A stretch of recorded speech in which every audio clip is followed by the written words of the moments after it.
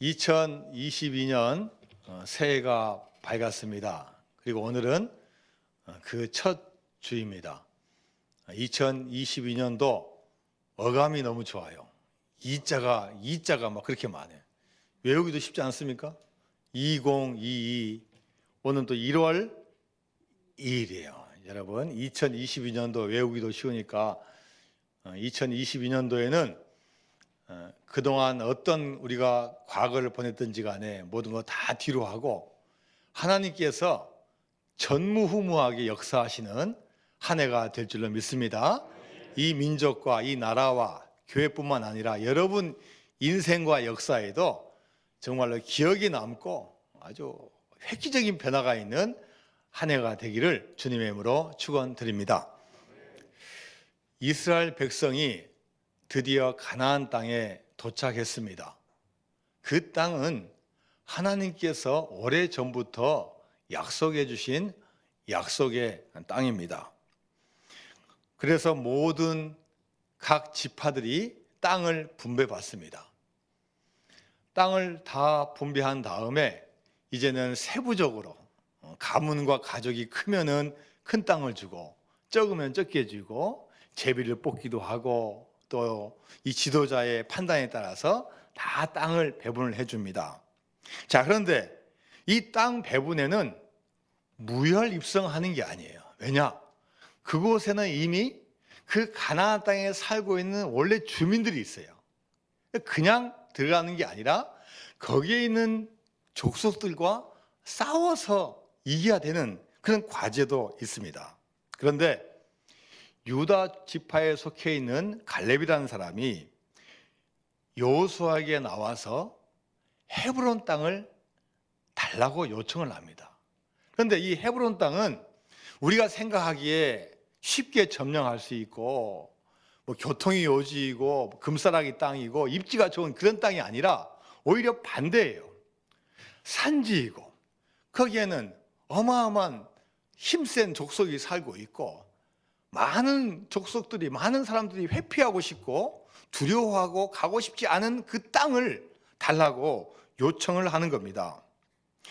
사실 당시에 갈렙의 위상으로 보면은 어마어마한 사람이에요. 여러분도 알다시피 모세가 가나안 땅을 탐지하기 위해서 12명을 뽑는데 각 지파의 대표자를 뽑아요. 각 지파에서 가장 뛰어난 대표자를 뽑아요. 민수기 13장에 보면은 지파 이름이 나오고 각 지파에 뽑힌 한 명씩 이름이 나와요. 그때 유다 지파에서는 이 갈렙이 대표자예요. 그리고 12명, 각 지파를 대표 12명을 정탐을 시켰는데 돌아와서 온 보고가 10명은 겁이 났어요. 너무나 땅은 멋지고 좋은데 그 거민들이 너무나 힘이 세고 우리의 현실을 보니까 이거 할 수 없을 것 같아서 아닙니다. 그들에 비하면 우리는 메뚜기에 불과합니다 하면서 오히려 백성을 좌절시켰어요. 그러나 믿음의 눈을 가진 여호수아와 갈렙은 우리가 등이 할 수 있습니다. 그들은 우리의 밥입니다. 현실은 어려움에도 불구하고 믿음의 눈으로 바라봐서 하나님에게도 인정받고 지도자 모세의 마음을 흡족하게 했어요. 오히려 이 두 사람의 담대함으로 인해서 분위기가 다시 역전되면서 그 가나안 땅을 향해 계속 나가는 이스라엘 백성의 모습을 볼 수가 있습니다. 자, 그래서 이 갈렙은 이제 여호수아가 지도자이고 그때 같이 갔던 동지예요, 동료예요. 그렇기 때문에 이 갈렙은 요즘 말하면 어마어마한 이 프리미엄을 가지고 있는 거예요. 나 이 땅 주세요.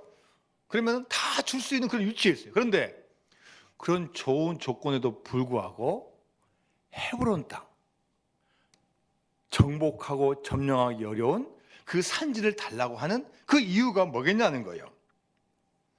허세를 부리는 겁니까? 아니면 싸우기를 좋아하는 호전적인 사람이니까 그렇게 했겠습니까? 절대 그렇지 않습니다. 갈렙이 기억하고 있는 한 가지 사실이 있어요. 자, 여호수아서 14장 9절 말씀 같이 봅니다. 시작. 그날에 모세가 맹세하여 이르되 내가 내 하나님 여호와께 충성하였은즉 내 발로 밟는 땅은 영원히 너와 내 자손의 기업이 되리라 하였나이다. 갈렙은 45년 전에 하나님께서 모세를 통하여 하신 말씀을 기억하고 있어요. 그 말씀이 뭐냐? 내가 내 발로 밟는 모든 땅을 너와 내 자손에게 주리라. 자, 앞으로 가나안 땅, 약속의 땅 들어갈 건데 거기 들어가서 내가 원하고 내가 밟는 땅 뭐든지 주겠다고 한 약속을 기억하고 있는 거예요. 자, 그런데 그가 선택한 이 헤브론 땅은 그의 야망과 명예욕과 욕심이 아니에요. 하나님의 말씀을 따라오다 보니까 하나님께서 자기 주신 그 마음의 감동이 있어요. 그렇지, 힘들고 어렵다 할지라도 내가 그래도 여호수아와 같이 정탐했고 그랬던 원조인데, 내가 경륜도 많고 지도자가 됐는데 내가 뒤로 물렀으면 어떻게 될까? 힘들고 어려운 거 내가 하는 게 하나님 뜻이 아닐까? 그런 마음을 가지고 쉽지 않은 길을 먼저 선택을 한 거예요. 자, 여호수아서 14장 10절 말씀입니다. 시작. 이제 보소서, 여호와께서 이 말씀을 모세에게 이르신 때로부터 이스라엘이 광야에서 방황한 이 45년 동안은 여호와께서 말씀하신 대로 나를 생존하게 하였나이다. 오늘 내가 85세로 되고. 지금 45년 전에 출애굽하면서 하나님께서 이스라엘 백성에게 출애굽시킨 이유와 가야 될 땅에 대해서 하신 말씀을 기억하고 있어요. 특별히 모세가 한 약속, 정탐을 잘하고 돌아오니까 하나님을 통해서 야, 내가 앞으로 밟는 땅 다 주겠다라는 그 약속을 가지고 45년 세월을 딱 지나온 거예요. 지나오고 보니까 모세는 가나안 땅을 들어가지 못하고 느보산 정상에서 신명기서를 통해서 설교를 하고 하나님의 뜻에 의해서 건강함에도 불구하고 들어가지 못하고 딱 2명이 들어왔는데 누구하고 누가 들어왔어요? 자신과 여호수아만 들어온 거예요. 그때 나이가 40세. 장정들이니까 20세 이상이면 자기보다 어린 사람들이 얼마나 많은데 그 사람들 다 살아왔어야 되는데 그 사람들이 다 죽었어요. 그런데 자신은 살아가지고 여호수아와 갈렙만 딱 들어온 걸 보니까 야, 이거야말로 하나님의 은혜구나. 특별히 오늘 말씀에서 뭐라고 표현되어 있어요? 여호와께서 말씀하신 대로 나를 어떻게 하셨나이다? 생존하게 하셨나이다. 주님 말씀 따라오다 보니까, 하나님 말씀 듣고 따라오다 보니까 다른 사람은 안 보이는데 내가 지금 생존해 있다는 게 얼마나 큰 하나님의 은혜인지 모른다는 거예요. 이제 갈렙은 분명히 알고 있습니다. 무엇을 어떻게 해야 될지, 무엇을 선택해야 될지를 분명히 알고 있어요. 갈렙의 선택 기준은 이것이 쉬운가 어려운가가 아니에요. 상대방이 강한가 약한가 그게 문제가 아니에요. 지금 주변 환경이 좋은지 안 좋은지 그게 아니에요. 무엇보다도 앞서 가셔서 약속해 주시고 말씀을 전해 주시는 그 하나님 말씀을 붙잡고 나왔을 때 그가 그 말씀대로 실현되었고 승리하게 된 줄로 믿습니다. 내 발로 밟는 땅은 영원히 너와 내 자손의 기업이 되리라는 그 약속의 말씀을 붙잡고 오다 보니까 그 수많은 과정을 이겨낸 거예요. 이렇게 약속을 굳게 믿고 나오다 보니까 지금 갈렙의 나이가 몇 살이에요? 벌써 85세가 되었습니다. 늙은 나이입니다. 이제는 은퇴하고 그동안 수고 많이 있으니까 이제는 좀 더 편안히 쉬자. 육체도 이제 변변치 못하니까 좀 이제 쉬자. 이런 마음을 가질 수가 있어요. 그런데 오늘 본문에서 갈렙의 상태를 보니까 이 85세의 이 나이의 상태가 어떠냐? 자, 오늘 본문 11절 말씀 같이 봅니다. 시작. 모세가 나를 보내던 날과 같이 오늘도 내가 여전히 강건하니 내 힘이 그때나 지금이나 같아서 싸움이나 출입에 감당할 수 있으리. 45년 전과 지금과 별 차이가 없다는 거예요. 45년에 경험도 있고 판단력도 좋고 육체적으로도 강건했는데 이게 45년 지나서 85세가 되었으면 조금 힘들어할 것 같은데 괜찮다는 거예요. 물론 가까이서 보면은 얼굴도 주름살도 생기고 또 여러 가지 뭐 관절도 아프고 문제가 있겠죠. 그런데 자신하는 거예요. 지금 보니까 뭐 조금 약해져 있지만 45년 지난 지금도 그때나 지금이나 별 차이가 없다. 그리고 어떤 일도 감당할 수 있다고 자신감을 보이는 거예요. 출애굽한 사람들 자세히 여러분 한번 보세요. 모세와 여호수아와 갈렙의 공통점이 있어요. 그 광야 40년 얼마나 힘들었겠어요. 다 40몇 년 세월 지나니까 다 늙었지 않겠습니까? 그런데 그때 모세가 죽을 때도 어떤 상태였어요? 눈이 흐리지 아니하고 기력이 쇠하지 아니하였다. 갈렙 지금 85세 보니까요, 45년 전이나 지금이나 괜찮다는 거예요. 여호수아도 괜찮은 거예요.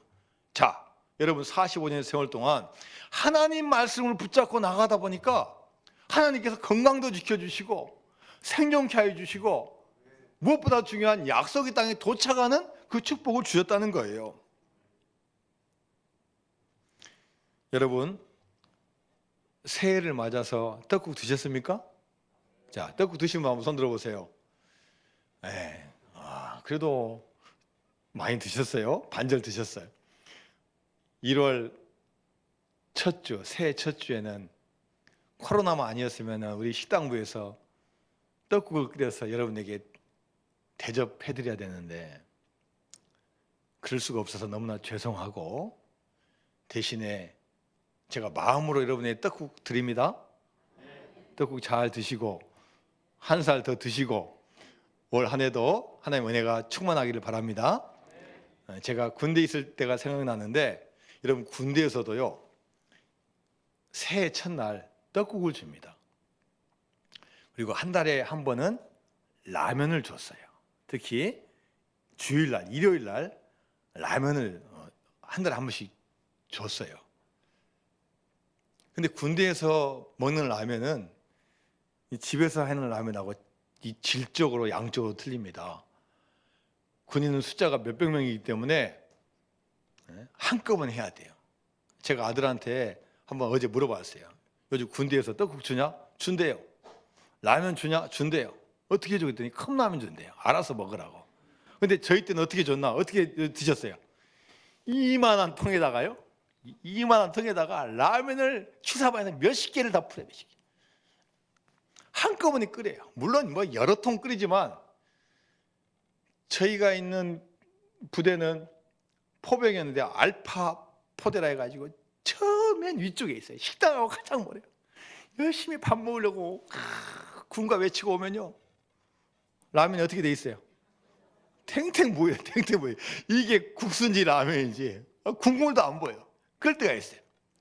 그리고 떡국은 항상 1월 1일 날 딱 줘요.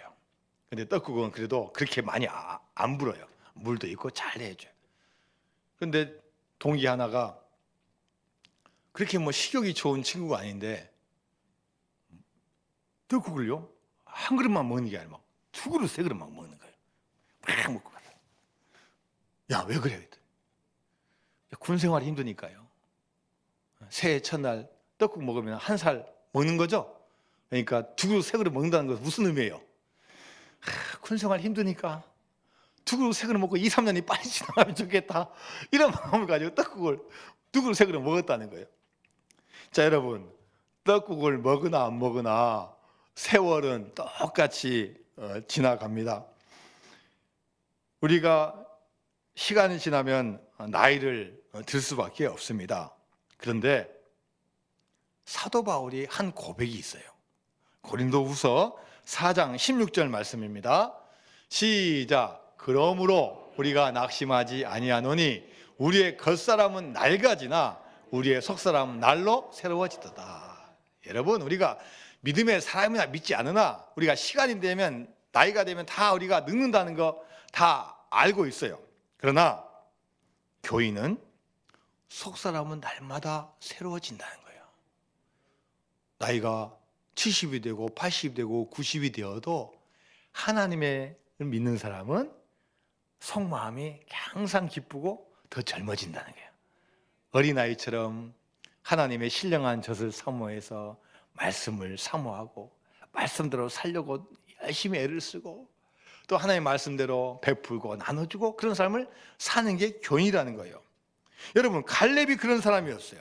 40대의 건장한 사람이 이제 85세가 되어서 나이가 많고 늙었지만 이 갈렙의 속사람은 날마다 젊어지고 있는 거예요. 그러니까 겉으로 봐도 나이가 많게 보이지 않아요. 육체적으로는 늙은 것 같지만 늙지 않아 보였습니다. 아니 갈렙의 고복처럼 사명감으로 사니까 실제로 젊음과 건강을 유지하게 된 줄로 믿습니다. 미국에 한 노인이 있습니다. 이 노인이 70대 중반에 은퇴를 하고 이제 노인복지관에 이제 날마다 나가셔요. 그래서 체스 날마다 서양 장기를 딱 두는데 오늘은 서양 장기들 친구가 아파서 못 왔어요. 그래서 뭐 할까 하고 창문을 멍하고 바라보는데 지나가는 복지사가 이분에게 말을 건넸어요. 할아버지, 그렇게 계시느니 그림을 한번 그려보세요. 그림? 나는 붓자락도 잡아보지 못했어. 그야 배우면 되지요. 지금 내 나이에 될까? 예, 되죠. 해보세요. 이 말에 용기를 받은 이 할아버지가 처음으로 76세에 붓을 잡았습니다. 그리고 조금 그리다 보니까 그릴만 하고 재미있네요. 그래서 81세부터 본격적으로 그리기 시작했어요. 82세에 이제 화가가 된 거예요. 그런데 그림을 그리면서 몇 년 지나니까 소문이 나는 거예요. 저분 잘 그린다. 어떤 분이지? 보니까 노인이 그림을 그리고 있는데 그림을 너무나 잘 그리는 거예요. 그래서 이분이 매년 전시회를 엽니다. 101세에 22번째 마지막 전시회를 열어요. 그리고 미술계를 은퇴하고 2년 뒤인 103세에 행복하게 삶을 마감했습니다. 자, 이렇게 오래 살고 그림 그리는 것도 귀한데 이분이 그림을 너무나 잘 그렸어요. 그래서 이분 이름이 뭐냐? 해리 리버만인데 미국 국민들에게는 이분이 미국의 국민 화가예요. 그리고 미국의 샤갈로 불리는 분이요. 많은 예술뿐만 아니라 많은 국민들이 존경하는 그런 분이 된 거예요. 자, 여러분, 우리도 과거에 많은 일을 감당하고 또 이제는 여기에도 은퇴하신 분이 많이 있어요. 여러분, 은퇴하면은 우리 인생이 끝났습니까? 그렇지 않습니다. 지금은 은퇴의 개념이 달라지고 있어요. 실제로 은퇴 후에도 살아갈 삶이 얼마나 많은지 몰라요. 20년, 30년 살아야 돼요. 그래서 인생은 이제 70부터라는 표가 나왔어요. 인생은 70부터. 여기 보니까 인생이 아직 말할 자격이 없는 분이 너무너무 많아요. 너무너무 많아요. 인생은 몇 살부터요? 자, 한번 따라갑니다. 인생은 70부터. 인생은 70부터다. 할렐루야. 아멘 하셔야 돼요. 이제 여러분 새로운 시작을 해야 된다요. 우리 교회도 다음 주 3부 예배 시간에 이제 항존직 은퇴식을 간단하게 합니다. 보니까 우리 안수 집사님 두 분과 권사님 두 분이 은퇴를 하셔요. 이분들 다 보니까 얼마나 지금도 얼굴이 곱고 우리 안수 집사님도 얼마나 지금 건강하고 씩씩하신데 은퇴하라는 거예요. 은퇴. 교단의 법이기 때문에 어쩔 수 없이 은퇴식은 하지만 형식은 은퇴지만 내용은 은퇴하면 안 되는 거예요. 전번에 말씀드렸지만 저는 분명히 은퇴합니다. 그 대신 조기 은퇴라는 말을 하지 마세요. 저는 분명히 은퇴를 해요. 그러나 교회 많은 일꾼들은 70이 됐다고 은퇴하는 게 아니에요. 70은 인생의 시작이니까 여러분들이 해야 될 일이 많이 있을 줄로 믿습니다. 여러분, 오히려 은퇴하면요 더 명확한 목적이 있어요. 하나님은 아브라함을 75세에 부르셔서 믿음의 길을 걷게 하셨어요. 광야에 있는 모세 80세에 부르셔서 40년 동안 민족을 지도하게 하셨어요. 그리고 오늘 본문에 나오는 갈렙은 85세가 되었지만 젊은 사람과 같이 보이고 젊은 사람과 같이 힘이 있어서 이 산지를 내게 주소서라고 도전하고 외치는 귀한 사람이 된 줄로 믿습니다. 여러분, 꼭 건강하지 않아도 숨 쉴 수 있고 걸을 수 있고 심지어 손가락 움직일 수 있어요. 하나님 나라를 위해서 건강하지 않더라도 할 수 있는 일이 얼마나 많은지 몰라요. 낙심하고 내가 할 일이 없다라고 인정하기 때문에 그렇게 되는 거지, 하려고 이런 마음만 먹어보세요. 여러분, 주변을 위해서, 주의 나라를 위해서 할 수 있는 게 얼마나 많은지. 아무리 육신이 건강해도 사명이 없으면 그 사람은 늙어가고 죽어가는 사람에 불과한 거예요. 여러분, 우리에게 힘들고 어려운 일이 있습니까? 중요한 것은 우리가 그것을 어떻게 바라보고 어떻게 여기냐에 달려있는 겁니다. 그것을 사명이라고 여긴다면 우리는 도전해야 되고 하나님 말씀에 순종해서 갈렙처럼 나아가야 되는 것입니다.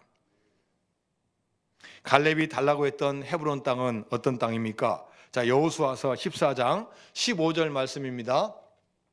시작. 헤브론의 옛 이름은 기럇 아르바라. 아르바는 아낙 사람 가운데서도 가장 큰 사람이었더라. 그리고 그 땅에 전쟁이 그쳤더라. 자, 헤브론을 달라고 하는데 이 헤브론의 옛날 이름이 뭐냐?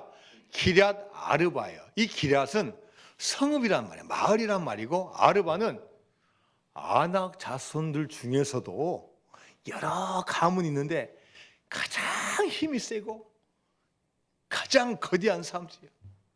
그런데 이분들이 그 산지를 점령하고 있으니 여러분, 이 헤브론 땅이 점령하기 얼마나 힘들고 어려운 땅입니까? 그럼에도 불구하고 갈렙은 제가 하겠습니다. 제가 나서겠습니다. 제가 도전해 오겠습니다. 라고 손 들고 나왔어요.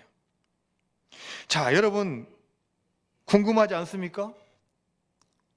나이도 있고 이제 많이 이루었고,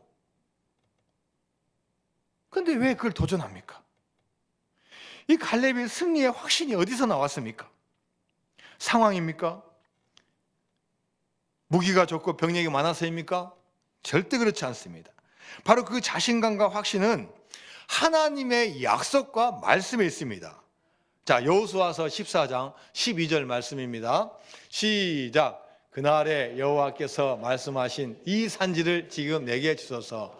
당신도 그날에 들으셨거니와 그곳에는 아낙 사람이 있고 그 성읍들은 크고 견고할지라도 여호와께서 나와 함께 하시면 내가 여호와께서 말씀하신 대로 그들을 쫓아내리이다 하니.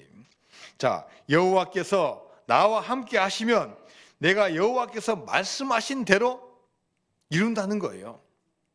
바로 이것이 갈렙의 기준입니다. 하나님께서 나와 함께 하신다면 하나님께서 말씀하신 대로 이루어진다는 거예요. 갈렙의 기준은 어떤 상황, 어떤 조건, 어떤 다른 게 아니라 하나님이 어떤 말씀하시냐에 달렸다는 거예요. 갈렙은 이 약속의 말씀을 붙잡고 있었기 때문에 아무리 상황이 어려워도 승리할 수 있다는 확신을 가지게 되었고 도전하게 된 것입니다.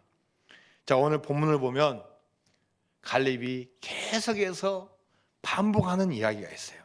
자, 10절 하반부에 보니까 이 45년 동안을 여호와께서 뭐한 대로? 말씀하신 대로.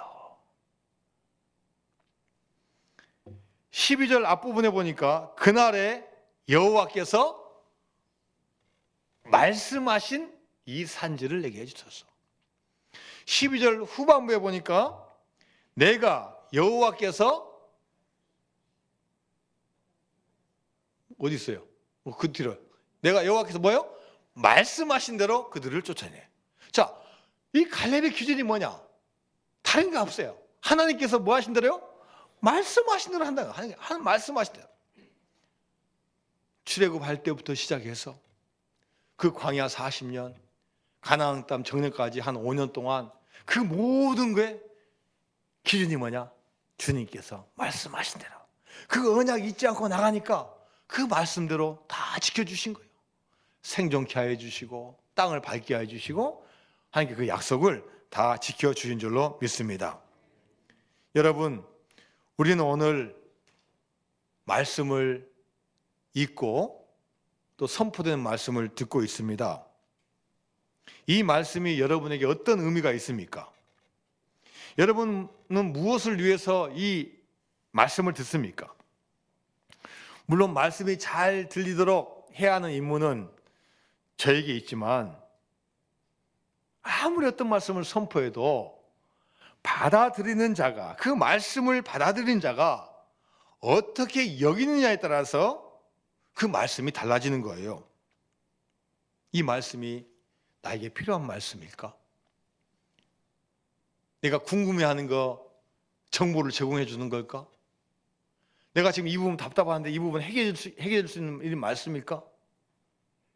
내가 원하는 욕구가 있는데 이 욕구를 채워줄 수 있는 말씀인가? 물론 필요한 말씀입니다. 그러나 거기에만 생각하다 보면은 말씀이 튕겨져 나가는 거예요. 나하고 별로 상관이 없네. 내가 듣기 좋은 달콤한 소리가 아니네. 그래서 그 말씀을 받아들이지 못하는 거예요. 여러분, 내가 원하는 말씀만 받기를 원한다면 광야 40년 동안 좋을 때는 와 하다가도 좋지 않으면 불평하고 영적인 지도자가 보이지 않으니까 금송아지를 만들어서 이게 하나님이다 하면서 우상을 숭배하고 힘들면 자꾸 과거 돌아보면서 그때가 좋았다고 불평하는 그 이스라엘 백성과 우리가 뭐가 다르겠냐는 거예요. 어떠한 일이 있어도 주신 말씀을 아멘으로 받아들이고 그 말씀에 의지해서 나가면 하나님께서 그 말씀을 통해서 분명한 하나님의 일을 성취시킬 줄로 믿습니다. 이 갈렙이라는 사람은 히브리어로 단어를 분석해 보니까요, 칼이라는 단어와 렙이라는 단어의 합성어예요. 이 칼은 뭐냐? 영어로 all, 우리말로 모든, 완전한, 온전한 이런 의미가 있고, 렙은 뭐냐? 렙은 마음이라는 뜻이에요. 마음. 그래서 이 칼렙을 합쳐보면 어떤 뜻이냐? 온 마음이에요. 온 마음. 한문으로 해보면 전심이에요. 전심. 온 마음을 들여서. 갈렙은 어떤 사람이냐? 온 마음과 전심으로 하나님의 말씀을 듣고 살아온 사람이에요. 그래서 성경에서도 이 갈렙의 인물을 평가합니다. 민수기서 14장 24절 말씀입니다. 시작. 그러나 내 종 갈렙은 그 마음이 그들과 달라서 나를 온전히 따랐은즉 그가 갔던 땅으로 내가 그를 인도하여 드리리니 그의 자손이 그 땅을 차지하리라. 자, 여기 말씀에 나와 있어요. 이 갈렙은 그 마음이 다른 사람과 달라요. 나를 어떻게 따랐다고요? 온전히 따랐어요. 온 마음을 가지고 따랐어요. 그 이름대로 하나님의 말씀을 온전히 따르니까 하나님께서 밟는 그 땅을 다 주신 것이에요. 그게 좋은 땅이든 나쁜 땅이든 쉬운 땅이든 어려운 땅이든 그게 평지든 산지든지 온 마음으로 따라가니까 하나님께서 은혜 주신 거예요. 하나님은 저와 여러분을 각자 다른 모양과 모습으로 만들어 주시고 또 부르실 때도 다 틀리게 불러주셨어요. 남편과 아내가 틀리고 또 같은 구역에서도 틀리고 다 상황이 틀려요. 근데 불러주신 때가 분명히 있어요. 베드로는 사람을 낚는 어부가 아니었어요. 베드로의 직업이 뭐였습니까? 어부였어요. 한평생을 그동안 오랫동안 고기만 잡는 사람이었어요. 여러분 고기만 잡으세요. 그러면은 얼도 그리고 막 팔뚝도 탁 젖고 신체적으로 건강하고 이런 건 있지만 복음을 전하고 말씀을 전하고 누구를 가르치고 이런 데는 약하잖아요. 그런데 예수님은 이 베드로를 딱 불러서 야, 이제부터는 사람을 낚는 어부가 되라고 불러주셨어요. 요한복음 1장 42절 말씀입니다. 시작. 데리고 예수께로 오니 예수께서 보고 이르시되 내가 요한의 아들 시몬이니 장차 게바라하리라 하시니라. 게바는 번역하면 베드로라. 원래 이 베드로 이름이 시몬이에요. 그런데 이제 너희 이름을 게바라하라. 이 게바는 아람어입니다. 이 게바를 해석해 보면 뭐냐? 베드로다. 이 베드로가 우리말로 뜻이 뭡니까? 반석의 반석.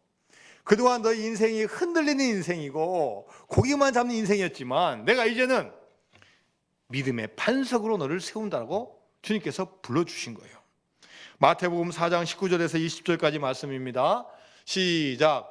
말씀하시되 나를 따라오라. 내가 너희를 사람을 낚는 어부가 되게 하리라 하시니 그들이 곧 그물을 버려두고 예수를 따르니라. 주님의 부르심으로 말미암아 이 시몬의 인생이 완전히 달라진 거예요. 옛날에는 시몬이었지만 주님께서 딱 부르셨을 때 베드로로 바뀌게 된 겁니다. 예수님 외에 이 복음을 전 세계화 시킨 사람이 있어요. 신약 성경도 거의 반절이나 기록하고 이 기독교를 어떻게 보면 세계화시킨 시킨 사람이 있어요. 그분이 누구예요? 바울이에요. 바울. 그런데 이 바울은 철저한 유대주의자야. 철저한 민족주의자야. 바리새파 사람이고 히브리인 중에 히브리인이에요. 그래서 이방 사람들은요 가장 싫어해요. 우리 민족만이 선택받았다. 다른 민족은 필요가 없다. 우리만 복받고 살면 된다. 이런 철저한 민족주의자예요. 오로지 율법을 통해서 하나님한테 가는 거예요. 그래서 예수 믿는 사람을 싫어하고 심지어 예수 믿는 사람을 잡으러 가다가 다메섹 도상에서 빛을 발견한 거예요. 사울아, 사울아, 내가 어찌하여 나를 핍박하느냐? 주여, 네 시온이니까 나는 내가 박해하는 예수니라. 예수님도 몰랐고 철저하게 민족주의자로 살아가는 그 사람을 주님께서 탁 불러주셔. 너는 내가 이방인의 사도로 세우려고 선택했다고 하신, 자기하고 살았던 정반대 일을 맡겨주신 거예요.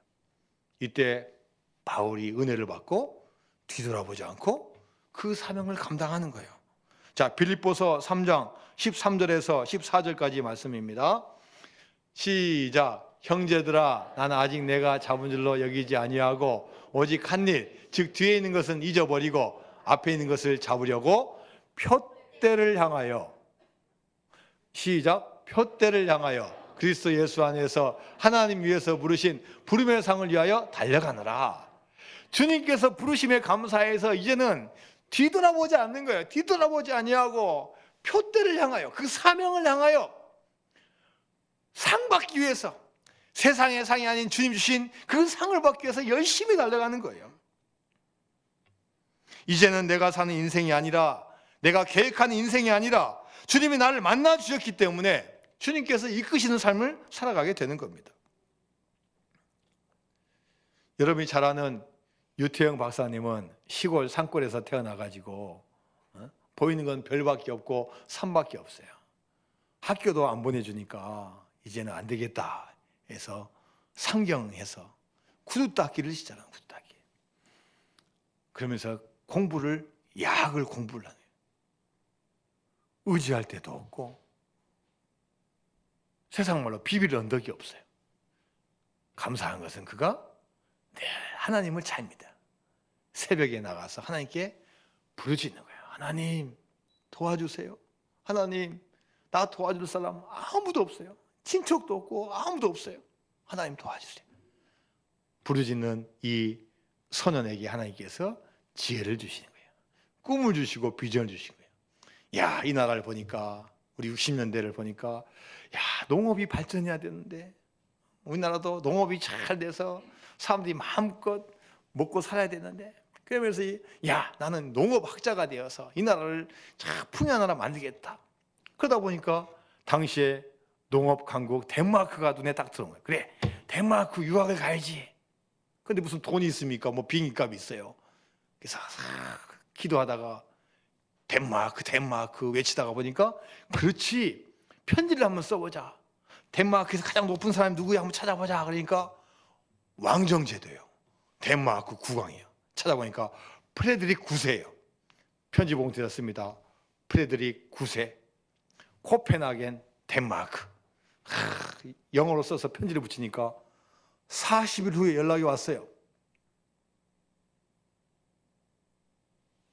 모든 학비 다 제공해 주겠다. 왕복 티켓 줄 테니까 비행기 타고 와라. 그래서 덴마크 유학을 하고 또 이스라엘 가서 히브리 대학에서 공부를 하고 한국에 돌아와서 열심히 한국 농촌과 부흥을 위해서 열심히 섬겨요. 나중에 건국대학교 부총장으로 재직을 하고 많은 책과 많은 것을 통해서 좋은 영향을 끼치는 큰 인물이 된 줄로 믿습니다.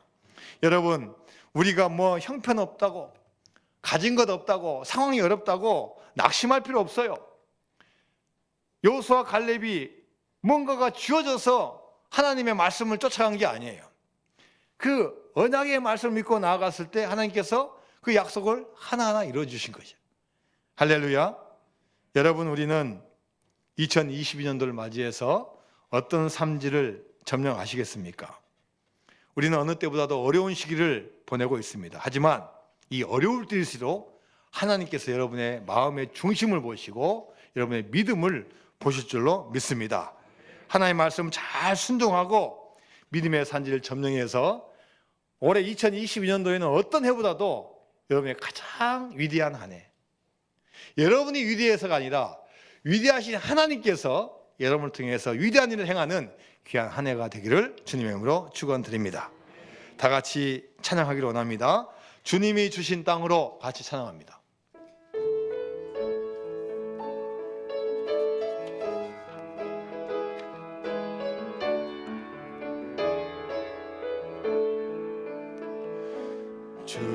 주님이 주신 땅으로 한 걸음씩 나아갈 때에 수많은 적들과 견고한 성이 나를 두렵게 하지마.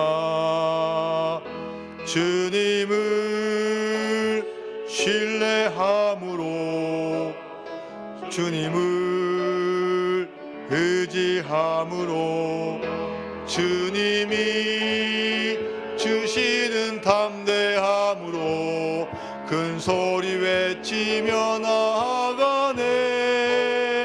이 산지를 내게 주소서. 그날에 주께서 말씀하신 이제 내가 주님의 이름으로 그 땅을 이 산지를 내게 주소서. 그날에 주께서 말씀하신 이제 내가 주님의 이름으로 그 땅을 취하리니. 우리 이 시간 다 같이 통성으로 기도하는 시간을 짧게 갖도록 하겠습니다. 하나님, 2022년도 허락하여 주심을 너무나 감사드립니다. 아직도 현실은 힘들고 어렵고 코로나가 여전히 존재하고 있지만 2022년 한 해를 통해서 하나님께서 모든 것 다 물리쳐 주시고 하나님 역사를 이룩하여 줄 줄로 믿습니다. 그 하나님 말씀 가운데 우리 각자가 있게 하여 주시고 그 말씀에 순종해서 각자가 원하고 각자가 목표하고 하나님의 감동된 그 산지를 점령하는 한 해가 되게 해달라고 다 같이 주여 세 번도 기도합니다. 주여 주여 주여. 하나님 아버지 감사드립니다. 한 해 동안도 지켜주시고 밝아온 2020년도를 허락하여 주셨습니다. 하나님, 너무나 움츠려 있었습니다. 우리가 감염되지 않을까봐, 하나님 우리가 많은 지탄을 받지 않을까봐 너무 움츠렸습니다. 하지만 하나님께서 그 가운데 지켜주시고 여기까지 인도해 주심을 감사드립니다. 2020년 한 해 우리의 모든 성도 한 분 한 분에게 귀한 한 해가 되게 하여 주옵시고 그동안 우리가 하나님 물리적으로 육체로 살았던 인생이 아니라 하나님 말씀에 순종해서 그 말씀대로 응답받는 귀한 한 해가 될 수 있도록 도와주옵소서. 우리 가정을 무엇보다도 지켜주옵시고 생업을 지켜주시고 그 가정과 기업을 허락하여 주셔서 하나님 힘들고 어려울 때마다 하나님 말씀을 기억하고 말씀에 따라서 승리해서 하나님께 영광을 얻는 귀한 한 해가 될 수 있도록 도와줄 믿습니다. 위대하신 하나님께서 우리 모든 성도들 한 분 한 분에게 다가오셔서 우리 인생을 변화시켜 주시고 바꿔주시고 위대한 인생이 되는 귀한 한 해가 될 수 있도록 주님께서 은혜 베풀어 주옵소서. 하나님 아버지 감사드립니다. 주님의 은혜로 한 해를 잘 넘기게 하여 주시고 희망찬 22년을 허락하여 주심을 감사드립니다. 어느 해보다도 이번 한 해는 하나님의 말씀을 듣고 하나님의 말씀에 기준을 두고 하나님의 말씀에 순종해서 위대하신 하나님의 능력이 일어나는 우리 모든 각 교인들과 가정이 될 수 있도록 축복 내려 주옵소서. 예수님의 이름으로 기도드리옵나이다. 아멘.